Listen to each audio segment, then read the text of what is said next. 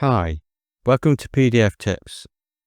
Here's how to change a PDF from legal size, so it's 8.5 inches times 14, to A4 size.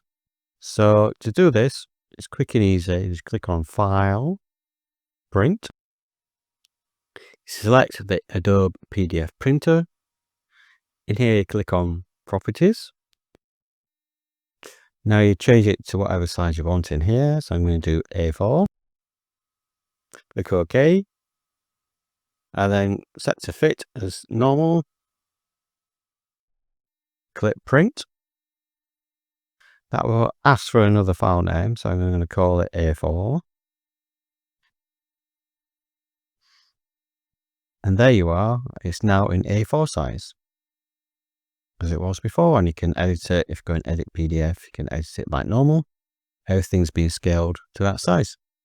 So quick and easy to use. Give it a try.